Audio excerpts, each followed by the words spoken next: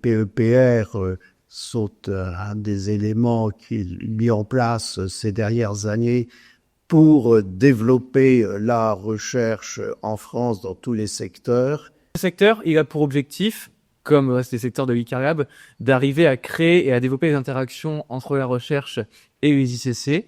Les industries culturelles étant importantes dans le développement économique, singulièrement de la région Hauts-de-France qui abrite un certain nombre de ces industries. Donc ça veut dire qu'on a autant des lieux de formation pour les musiciens, des lieux de création qui doivent dialoguer aussi avec des partenaires plus industriels comme des éditeurs, mais aussi avec le monde de la recherche. Et on a vu que globalement, c'était pas encore gagné et que les vocables étaient quand même très différents, d'où l'importance de faire beaucoup de journées d'accélération pour arriver à un petit peu brasser tout ce beau monde et arriver à faire se questionner autour d'axes communs.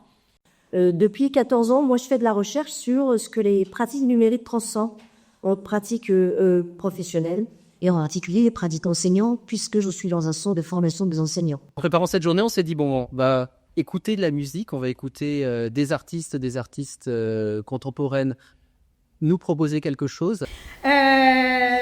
On est très honorés de cette invitation, nous le duo Bella.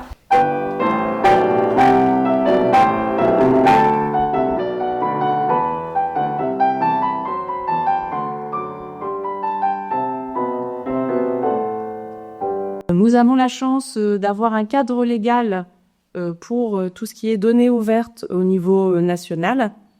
Il me semble que derrière la question de la science ouverte, c'est dire qu'à un moment, la science s'ouvre entre les chercheurs et qu'elle s'ouvre aussi du côté des praticiens et des praticiens, et puis encore plus loin, du côté du grand public.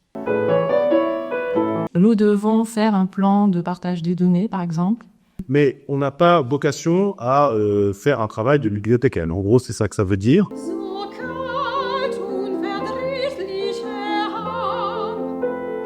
Oui, on parle d'archivage à mi-terme, on parle d'interopérabilité, mais des interfaces que l'on développe. Alors on espère que les SRAN comme d'autres interfaces vont servir, mais qu'est-ce que cela va devenir en 5 ans, 10 ans, 20 ans?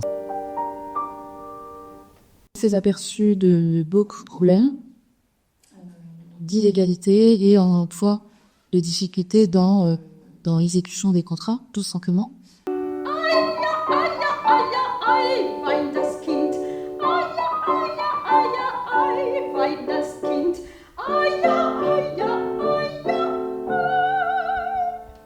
La question de l'achimage, où est-ce qu'on stocke, comment on périte ces choses, c'est pas simple. Nous avons une collection de phonogrammes relativement importante, plus d'1 500 000 documents sonores, tous supports confondus. Et on est les héritiers d'une histoire institutionnelle très très riche.